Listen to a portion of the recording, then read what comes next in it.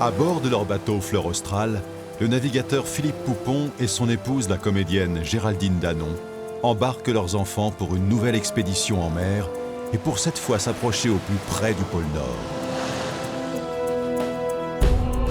Le but de leur mission, un voyage d'observation pour sensibiliser le plus grand nombre à la protection des océans. Après avoir franchi le mythique passage du Nord-Ouest, traversé le Pacifique, puis lutté contre les glaces de l'Antarctique, Fleur Australe a repris sa route vers le Nord. 7 ans de navigation et de rencontres, un regard unique sur le monde.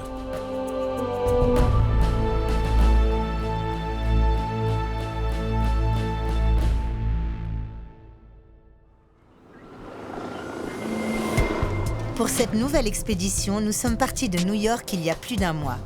Mais la route est longue jusqu'au pôle Nord. Plus de 5000 km pour essayer de dépasser le 80e parallèle jusqu'à ce que la banquise nous arrête. À Ilulissat, nous avons fait le plein d'eau et de carburant. Le capitaine s'est même acheté un fusil pour nous protéger des ours. Car au-delà du cercle polaire, nous en croiserons certainement. Les jours sont continus à présent. Le soleil ne se couchera plus. Nous sommes sur la terre des Inuits, les peuples de l'Arctique. Autour de Fleur Australe, le silence est d'or. Les paysages sont d'argent. On est au-delà du cercle polaire. Ce soir, on passe 70 degrés latitude nord. Donc voilà, on est dans le Grand Nord déjà. Le début du Grand Nord. Il est 11h30, les filles. 11h30. Il est bientôt minuit. En fait, c'est pas facile avec ces jours continus d'arriver à trouver un rythme avec les petites. Bon, avec la lumière comme ça, c'est galère de dormir.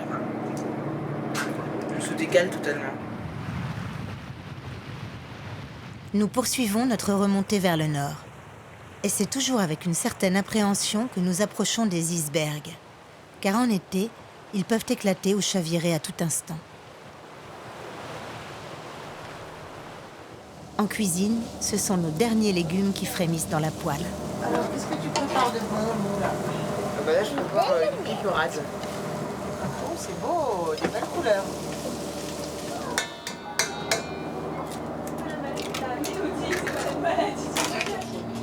Point ouvert. Elle est parfaite, cette omelette. Bon, allez, à la santé de Loulou. Bravo. Excellent. Bravo, Loulou. Oh, elle est superbe, Marion. Hein. Bravo, hein. Apporte la table. Bien. Attention de ne pas te brûler le menton. Hein. Là, je vais pas me brûler. Je veux la plus grosse part. Ah bah oui, normal. Lou n'en peut plus d'être avec nous tout le temps. Notre ado a besoin de se retrouver seul. Nous le laissons se défouler. C'est la vie à bord, ça. Parfois, il faut supporter les humeurs des uns, des autres. Parfois, c'est même plus dur que la confrontation avec les éléments. C'est le huis clos familial, avec ses bonheurs et le reste.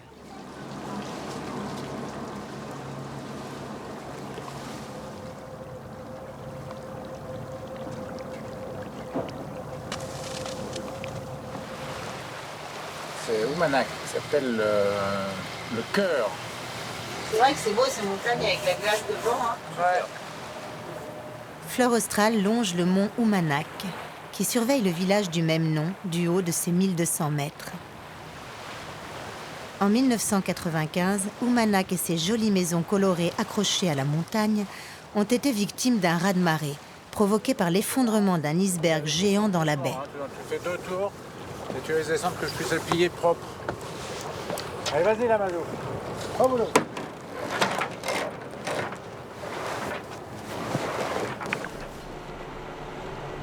Nous relâchons finalement à Nuussuaq et profitons d'une petite épicerie pour aller s'acheter quelques gourmandises.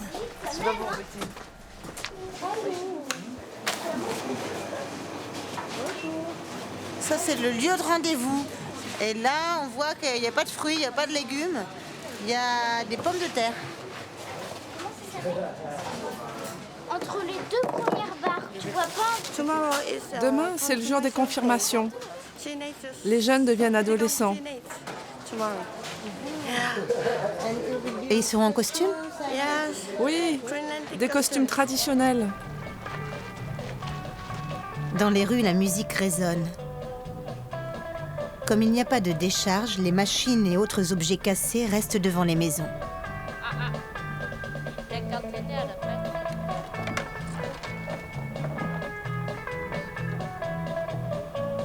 C'est l'heure du café et des gâteaux. Manger les chaussures. Ah, anniversaire? 30 ans. Eh bien, enlève tes bottes. Asseyez-vous. Enlève tes bottes. Et venez, il y a des bonbons. Et des... On va prendre un petit gâteau. Ah, c'est la fille, là, regarde.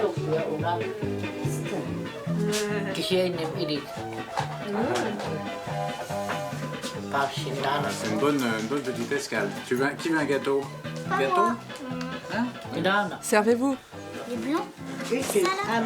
Happy birthday to you.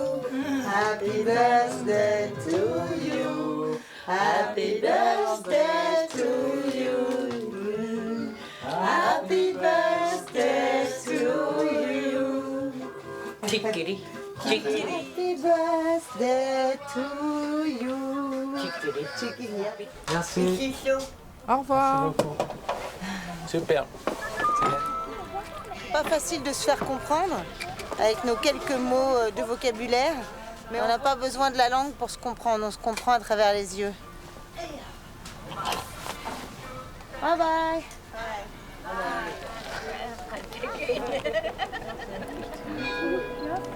Nous assistons le lendemain à la confirmation des jeunes qui rassemblent tout le village. Mais l'église est trop petite, impossible de s'y faire une place. Aujourd'hui, la plupart des Inuits sont chrétiens. Pour les cérémonies, ils revêtent les habits traditionnels, colorés pour les femmes, noirs et blancs pour les hommes. Des vêtements de fourrure et de peau essentiels à leur survie. Une survie physique en hiver, mais également culturelle et spirituelle. La perpétuation du mode de vie de leurs ancêtres. Mais les photos de groupe 21e siècle oblige sont toutes prises avec des smartphones dernier cri.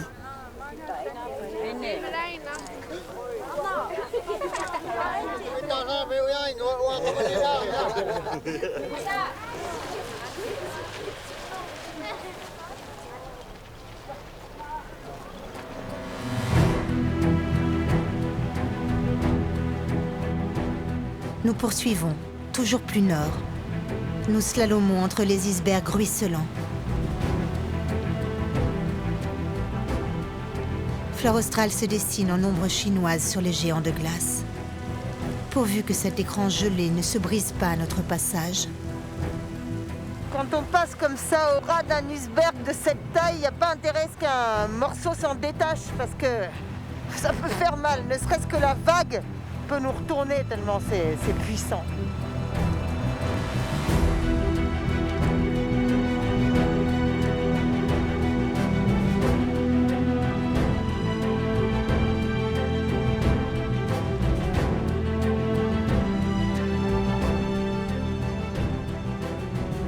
Je prends de la hauteur pour guider le capitaine, mais Laura veut en faire de même.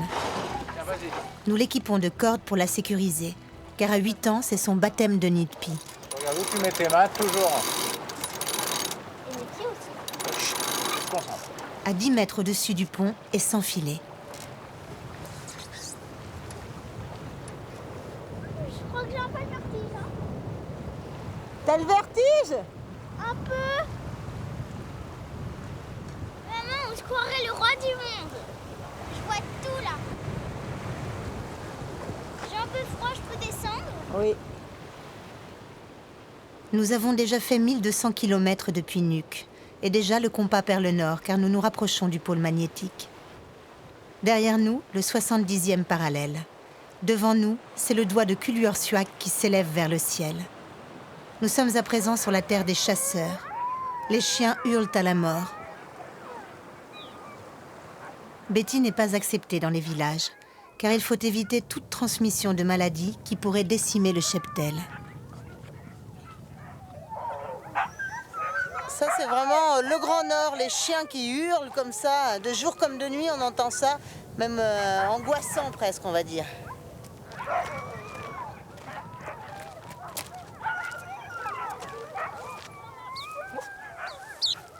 Les enfants sont comme des fous devant les petits chiots. Elle est super belle la mer. Et je la trouve magnifique. Elle est Ça fait un peu mal. Regarde-le. Ça fait un peu mal. Sur les terrasses, des crânes d'ours. À côté des maisons, les traîneaux qui leur servent en hiver. Et sur le rivage, des chasseurs de phoques. Dans ces villages isolés, le phoque est un aliment de survie pour l'homme, mais également pour les chiens. Ici, ils n'ont pas des de fruits et légumes, mais le foie de phoque rempli de vitamine C, c'est vraiment ce qui sert à survivre dans ces pays. Je vais m'abstenir pour cette fois. J'adore ça, mais... C'est une prédation limitée et contrôlée, donc on ne peut pas dire que ce soit un massacre, loin de là. C'est quoi ça, là, ce qui te montre? C'est l'œil. Mange l'œil. Comme ça? Comme ça?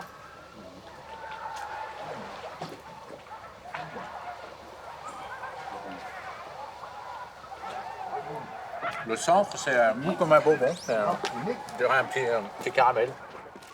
Dans le village, nous rencontrons Birgitta, une Allemande, professeure d'anglais. Elle habite ici depuis 2010 et partage sa vie avec un Inuit. Comment allez-vous, Birgitta? Je vais bien. Je viens de faire une belle balade. Vous viviez à Uummannaq avant? Oui, j'y ai vécu 3 ans. Mais j'avais envie d'aller dans un endroit plus petit, plus au nord.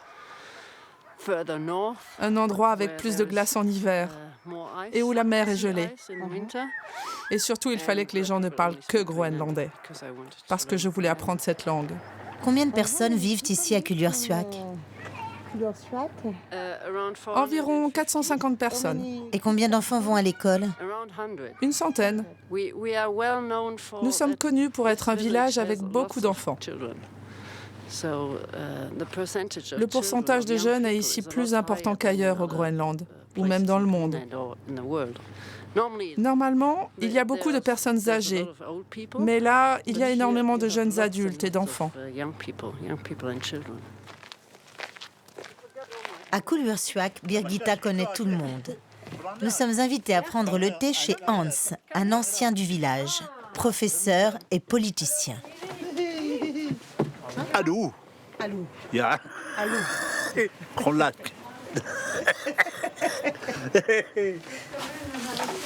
Beaucoup d'hospitalité et de générosité chez le peuple inuit. À chaque fois, on est accueillis et là, on a beaucoup de chance d'avoir Birgitta qui arrive à traduire. Ça facilite les choses.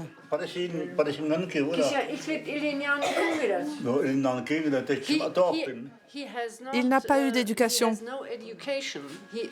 Il a été professeur, mais sans avoir été à l'école. Voici sa femme. Et une fois encore, nous allons goûter aux spécialités locales. Ça sent très mauvais. Tiens, sens-moi ça. C'est un jour de chance, Philou. Ça pue, hein? C'est de la graisse de phoque macérée. Ce sont des légumes, des fruits, de la peau de baleine, des crevettes, le tout plongé dans de la graisse de phoque. On le fait macérer assez longtemps, jusqu'à ce que ça commence à sentir très fort. Je préfère être chaude que manger ce truc.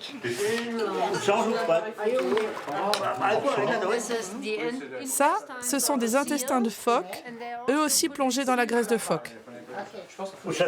C'est une sorte d'apéritif. C'est moins fort que l'autre.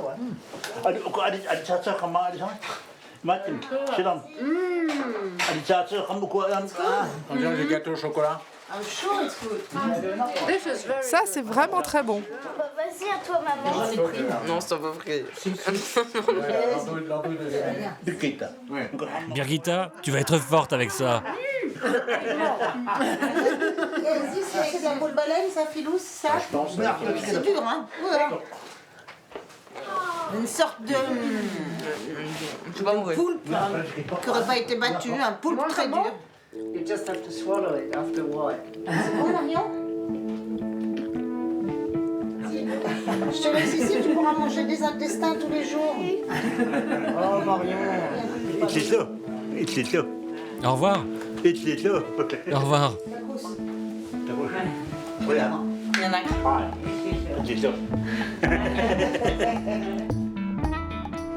Retour à bord pour un dîner, disons, plus convenu. T'aimes les crêpes, Marion? Oui, les crêpes au chocolat et les crêpes au sucre. Très belle. Je vais pas faire sauter celle-là, celle d'après, elle est bien jolie alors. Parce que en plus le plafond est bas alors, c'est pas top. Peut-être qu'il va atterrir sur ma tête. Bravo! Waouh!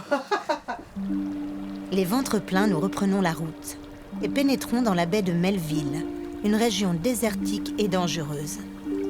Il n'y a aucun village sur plus de 250 km, mais la baie est remplie d'icebergs de toute taille. C'est l'endroit le plus englacé du Groenland, le grand déversoir de la calotte glaciaire. En hiver, la baie est entièrement recouverte d'une épaisse banquise, l'eau de mer qui a gelé.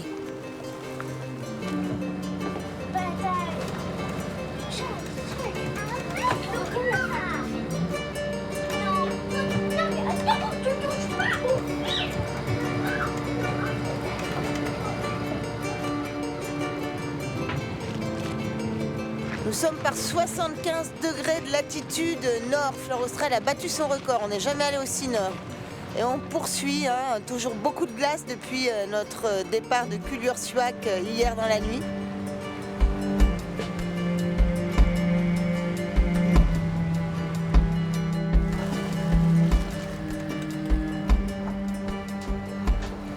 Nous pénétrons dans des territoires inexplorés, des eaux hostiles dans lesquelles aucun bateau ne se hasarde.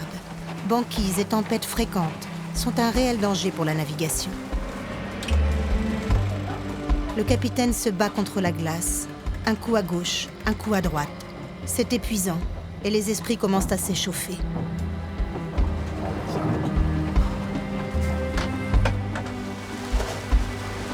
Oui, tu me reçois? Oui. Tribord, 15 heures. Ça paraît un tout petit peu plus fluide. Largement, c'est devant à peu près normalement la route. Bon, je sais pas, tu m'as demandé de te dire ce que je voyais, je te le dis. Ah ouais, mais je peux pas aller là-bas. Ben pourquoi tu me demandes d'aller au nid de piste, tu la connais ta route? On n'est pas là pour se chamailler. Je te demande si dans cette direction-là, moi je t'explique aussi, hein, c'est bon. Hein. Ben, dans cette direction-là, c'est comme partout, quoi, c'est-à-dire que c'est complètement blanc.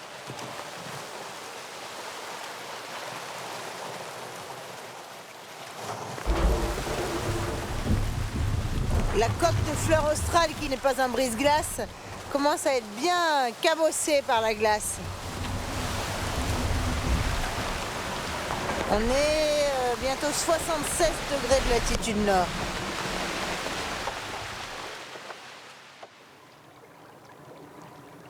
Nous arrivons finalement à rejoindre la côte et nous nous octroyons une petite pause. Donc là, quand on va partir se balader, ça va être... Maintenant, oui, maintenant, à partir de maintenant, tout le temps, on aura une arme. On ne part plus seul. Vous n'a pas l'air très content de ne plus pouvoir aller se balader tout seul. Ben oui, mais malheureusement, c'est une contrainte, hein, on sait bien, mais bon... Betty, tu vas nous défendre contre les ours, là? Pas sûr, hein? Dès qu'on descend à terre, on fait attention aux ours, ok? T'as compris, Marion? Voilà, papa est armé. C'est jamais. Le fusil à la main, le capitaine ouvre la route. Nous restons derrière lui, car un ours peut survenir à tout moment. Avec Lise, on en a fait un de guerre. Pas comme ça, mais un petit. Retour à bord. La Fleur se bat 36 heures durant contre la glace. Au temps de la conquête des pôles, de nombreux explorateurs ont fait naufrage dans ces mers en tentant d'aller, comme nous, le plus nord possible. Leurs bateaux broyés par les glaces, y laissant leur vie et celle de leur équipage. Nous trouvons enfin la sortie de ce labyrinthe de glace. Le monument de Melville nous attend au fond de sa baie. Le capitaine va enfin pouvoir se reposer. Ah, ben, on est content d'être arrivé là. C'était pas facile, ça fait plaisir. Puis en plus, j'ai l'impression qu'il y a des chasseurs par là-bas. Comme quoi, on a bien fait de batailler avec la glace. A priori, ils ont repéré le narval. Ça fait plusieurs jours qu'ils attendent et là, il est là, on semblerait.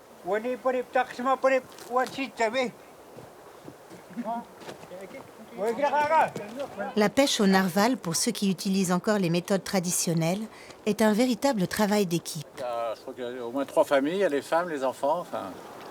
Il faut repérer l'animal, le traquer, souvent pendant plusieurs jours, et une fois abattu, il faut le dépecer. Les chasseurs qui viennent de repérer le souffle d'un narval se glissent rapidement dans leurs kayaks étroits, glissant sur l'eau tels des funambules et faisant le moins de bruit possible.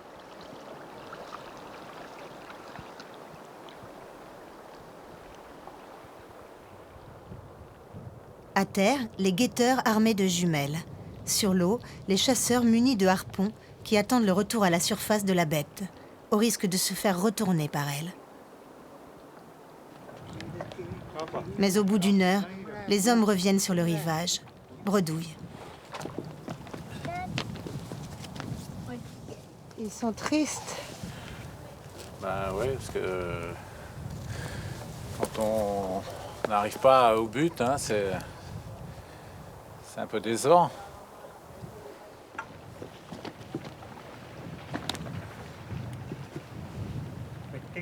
Pour pouvoir tenir à des températures extrêmes, rien de mieux que le matak, un bout de peau de baleine à déguster cru. Les Inuits et surtout les enfants en raffolent. C'est pour eux une sorte de friandise.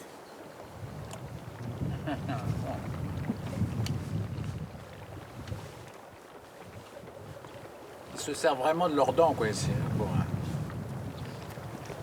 manger. Bon, on va se mettre au chaud.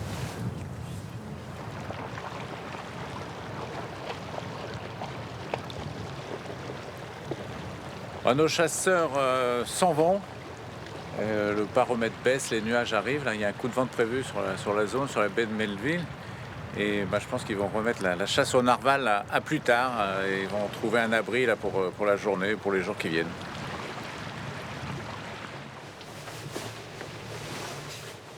Le baromètre est en chute libre. Nous décidons de relâcher dans une petite baie verdoyante à l'abri du vent.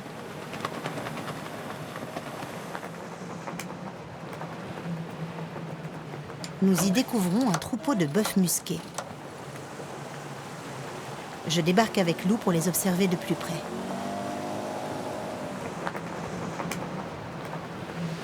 Allez, on va essayer d'aller voir les bœufs musqués. Après l'ours polaire, le mustock est le plus grand des mammifères qui arpentent les terres arctiques. Sa longue toison très isolante le protège du froid.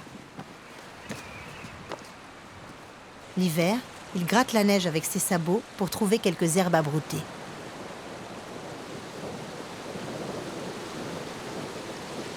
Il y aurait des mammouths, hein? Nous tentons une approche en douceur.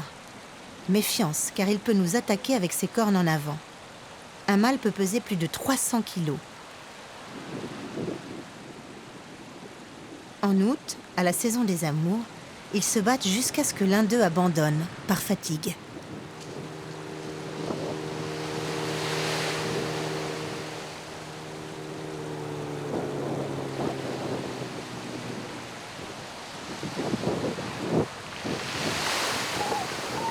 Nous attendons la fin de la dépression et poussons jusqu'au prochain village, le premier depuis bien longtemps.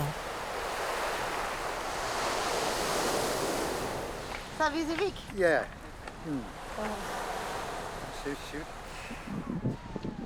Savissivik, le premier village de Pukulluorsuaq, un village plus austère que les autres. 40 Inuits vivent ici, loin de tout, mais ils viennent à notre rencontre, souriants.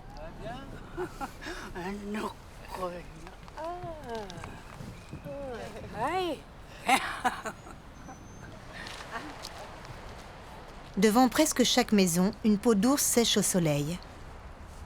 Ça fait froid dans le dos.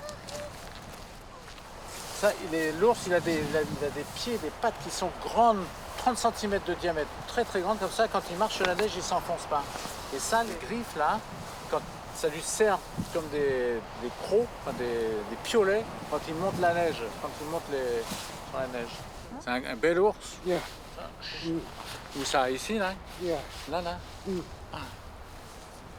Viens là. I got you. Ah, tu vas me montrer quelque chose? Ok, viens. Il va nous montrer quelque chose. Les fouets sont fabriqués en peau de phoque, découpés en spirale d'un seul tenant et sur une longueur de plus de 7 mètres. C'est un véritable travail d'orfèvre. C'est un fouet pour les traîneaux, quoi, pour les chiens, très très fin. T'as vu ça? Ça se termine très très fin. Là. Dans le Grand Nord, le fouet est le premier cadeau que reçoit un enfant.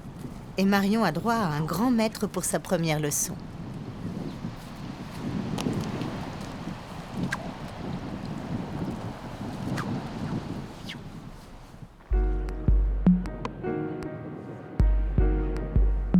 Sur les hauteurs, le paysage de la baie de Melville s'offre à nous telle une carte postale.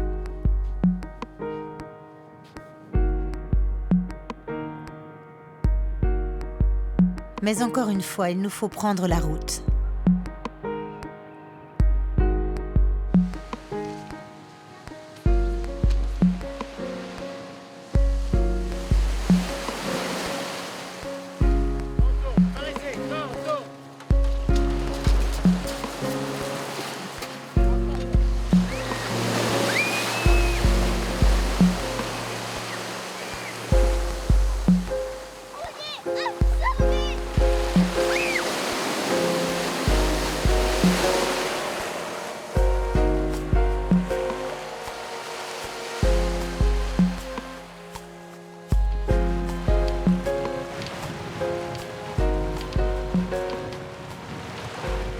Nous approchons de Tulé.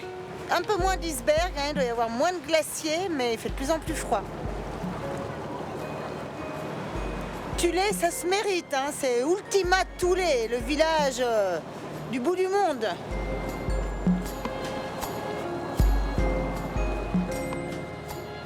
On y arrive, c'est pas la fin du voyage, mais c'est une étape mythique. C'est la baie de l'Étoile polaire, c'est vraiment un endroit où il y a eu beaucoup de choses qui se sont passées, pas toujours très belles, avec l'arrivée des Américains en 1951. Cette année-là, c'est le Français Jean Mallory qui découvre avec stupeur une invasion militaire américaine venant implanter la base ultra-secrète de Tulé afin de se rapprocher au plus près de leur ennemi de toujours, la Russie. Pour les Inuits, c'est un face-à-face brutal qui s'opère avec les Occidentaux. Ils découvrent le tabac et l'alcool, qui va faire des ravages. Les habitants de Tulé sont déportés en 1953, à 150 km plus au nord.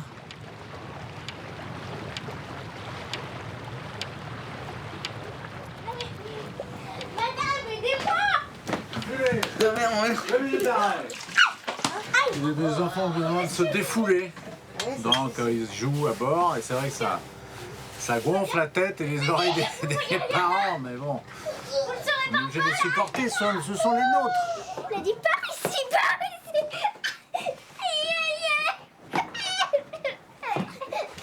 L'eau vient.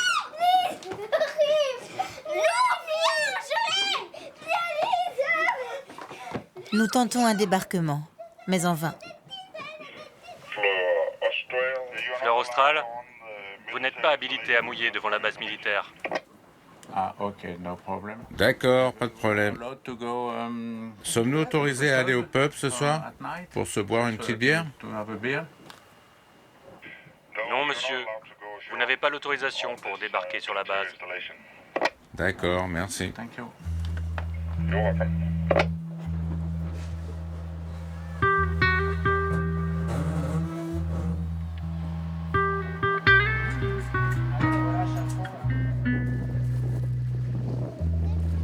Voilà, on est toujours à Tulé, mais on a laissé la base militaire où a priori on n'est pas les bienvenus. Et on est sur le petit village de Dundas. Derrière moi, Oumanak, le cœur du phoque, Tulé, la célèbre montagne. Et c'est Knud Rasmussen, un explorateur danois, qui la nomme ainsi en 1910. De grand-mère groenlandaise, il s'éprend très jeune de cette région et décide de vouer sa vie au peuple du Grand Nord. En route pour Qaanaaq. On va aller voir si dans le fjord d'Inglefield à côté, il y a des chasseurs. Oh, beaucoup de milles, hein. On a l'impression qu'on n'arrête jamais. Le petit coup de mou dans l'équipage, là. Une journée de navigation pour atteindre le fjord d'Inglefield, où les narvals viennent se reproduire en août. Le décor est radicalement différent. Des roches qui scintillent sous le soleil de minuit et des falaises de grès rose érodées par les siècles passés. Nous retrouvons la glace et poussons jusqu'à l'île de Kekkertat, au fond du fjord.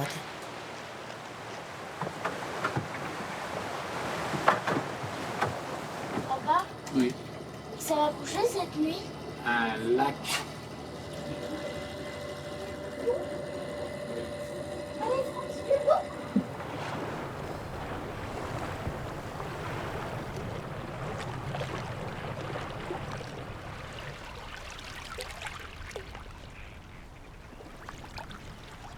Allô?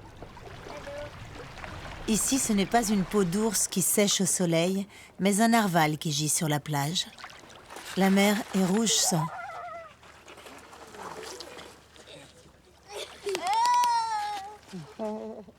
Un peu plus loin, un kayak prêt à partir, avec sa peau de phoque gonflée, attachée au harpon. C'est ça le Grand Nord en été. Faut le prendre comme c'est, hein. On est dans le Grand Nord ici, donc voilà, c'est peut-être un petit peu difficile de voir ça, mais voilà, c'est la nature. Je crois que l'homme a toujours vécu depuis longtemps comme ça, donc voilà, on le respecte et on l'accepte. Au Groenland, les 2/3 de la population vit encore de la chasse. Pendant les 6 mois de l'hiver, la principale ressource de viande fraîche est le phoque. Mais en été, les mammifères migrateurs leur permettent de faire des réserves pour l'hiver à venir.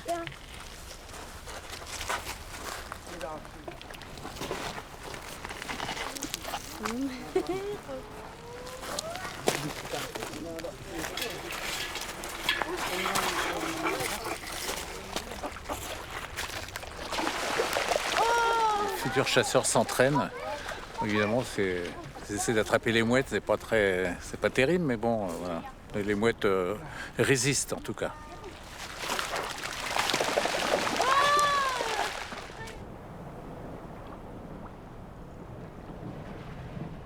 Oh le pauvre. Mais en plus il a l'air tout doux, j'ai pas envie de le toucher mais il a l'air tout doux. C'est ça, il faut de le pêcher et de le tuer s'il n'y a rien à manger dedans. Il est trop mignon avec ses petites moustaches. Maman, j'ai pas envie de voir ça, c'est trop triste. Ne regarde pas alors. Regardez, il enlève la dent du narval, là. C'est horrible. Moi, je veux le voir vivant, je veux pas le voir mort. Le narval est un otodoncté, il a une baleine à dents, mais il n'a qu'une dent, une dent qui chez les mâles se transforme en cette grande pointe. Corne. C'est comme si c'était un tournevis. Il la sort dans le sens. Oh. Ah, mais t'as vu ce qu'il y avait dedans? Ah oui. Le narval est surnommé la licorne des mers, et pour cause. Les mâles possèdent une corne torsadée en ivoire qui peut mesurer jusqu'à 3 mètres.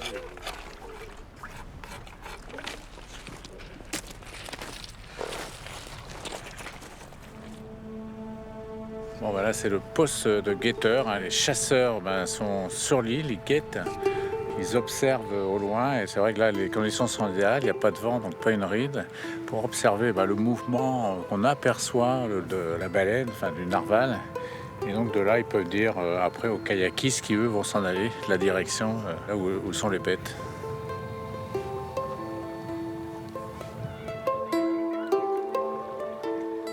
À bord de Fleur Austral, les ennuis ont commencé. Il n'y a plus d'eau, Lou, paraît-il? Ah non, plus du tout là. L'eau potable a gelé et nous avons une fuite au désalinisateur. J'ai peur d'intervenir, d'aggraver, donc je ne sais pas ce que je fais. Bon, ben, le désalinisateur a l'air d'être cassé. Donc ben, tout le monde, il va falloir faire des économies d'eau. Non, tu viens pas. Non. Viens pas, c'est pas le moment. Gros énervement à bord, grosse tension. Pas la peine de me pousser. Non, mais parce qu'il y a des fuites partout, alors. 2 fois 2, 50, 4, c'est la rétrécie de l'eau, Ça déborde, alors, regarde.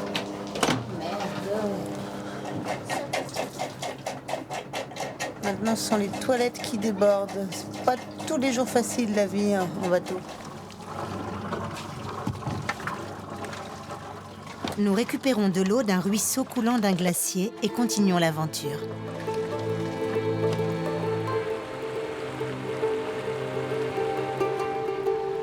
Nous faisons voile vers Siropaluk, le village habité le plus au nord du Groenland.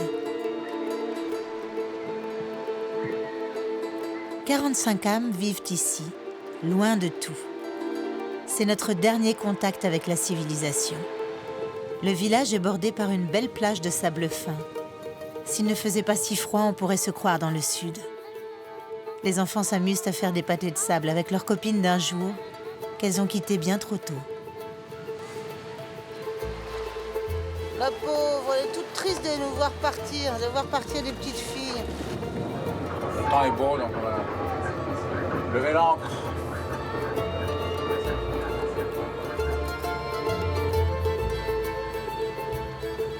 Il y a des moments, là, ce soleil perpétuel, là, du matin jusqu'au soir, même à 4 h du matin, ça fatigue, là. On n'a envie que d'une chose, c'est de reposer un peu les yeux, d'avoir un peu de sombre.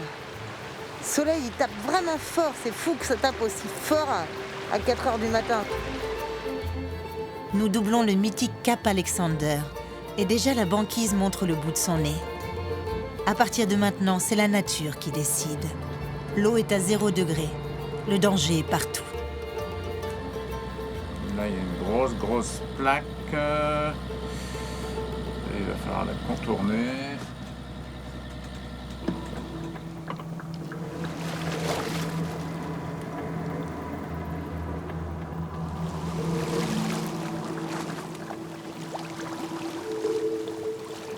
D'ici peu, on ne pourra plus avancer, là, c'est visible.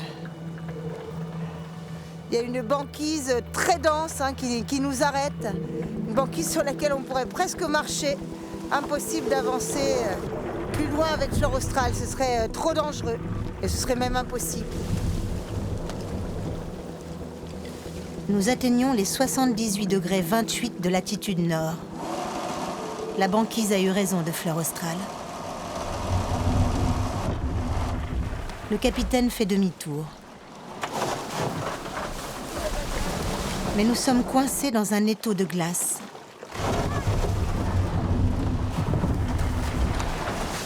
Aucune manœuvre n'y fera rien. C'est moi qui ai poussé pour aller jusque-là. Le capitaine enrage. Bon, ben ça fait chier, comme tu je te dise.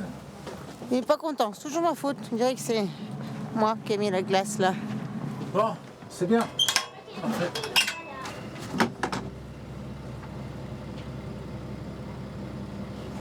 On les bloqués.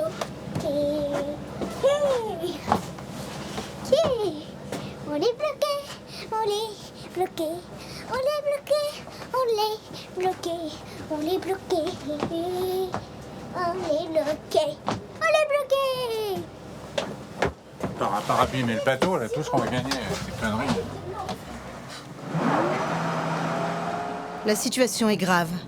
Nous risquons de nous faire broyer par la pression des glaces ou de nous faire pousser à la côte. On passe ces situations. On est bloqué, on est bloqué, on est bloqué, on est Ça va traumatiser qu'on soit bloqué, Marion. bloqué, on est bloqué. Moi j'aime bien quand on est bloqué, comme ça on peut pas faire de balade et tout ça, on peut pas prendre notre fusil et tout. C'est trop bien. Bon, ça va, j'en ai une ça va. franchement pas gai. En plus, c'est une très mauvaise humeur.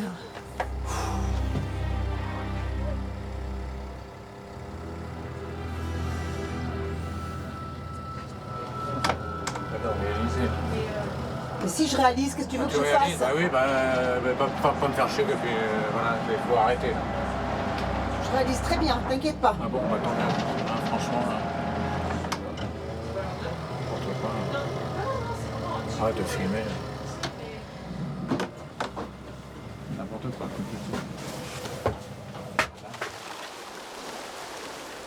Heureusement, la marée montante fait bouger la glace.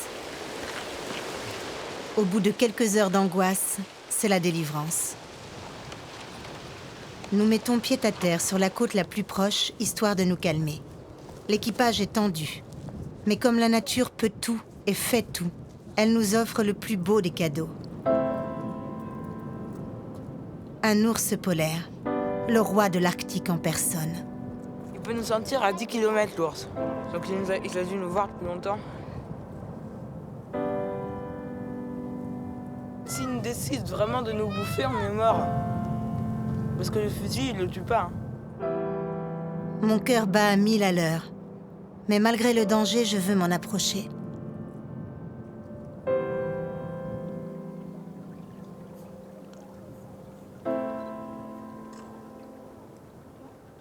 Ça en jette un ours polaire comme ça. C'est la force tranquille, le seigneur de l'Arctique en personne, là.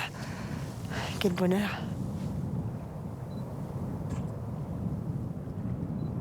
Je suis tout près de lui et je n'emmène pas large.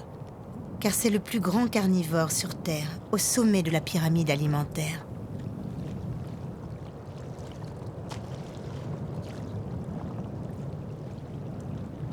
L'ours blanc est pourtant menacé, car vivant uniquement sur la banquise, le réchauffement climatique ne cesse de restreindre son habitat. Et s'il est blanc, c'est pour mieux s'y camoufler. Même sur l'eau, nous ne sommes pas rassurés, car ils sont d'excellents nageurs.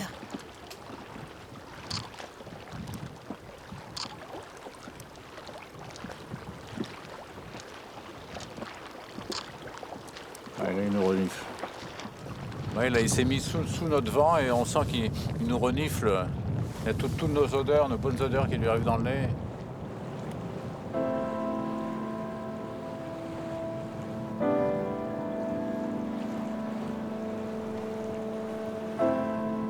Fort de cette rencontre, nous tentons une nouvelle fois d'aller plus nord.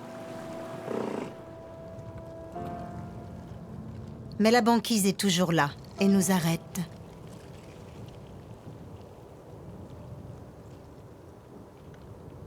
Bon, bah là, je crois qu'on peut pas aller plus loin. La banquise elle est là, partout, c'est blanc partout, et compact, et voilà, c'est fermé. 78 degrés 33 de latitude nord, c'est le record de flore australe.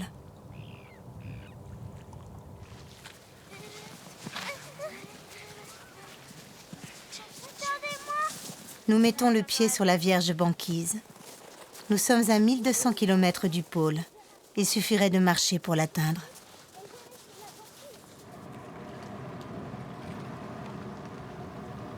Mais flore australe a encore des mers à découvrir.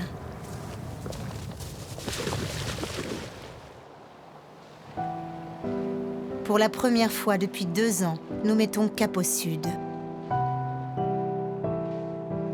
Nanook, le nom de l'ours blanc, est aussi celui d'un esprit.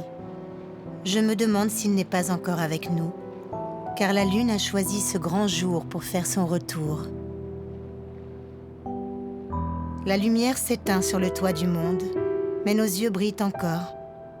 Ils se souviendront toujours des sourires espiègles des Esquimaux et du regard intense de l'ours polaire.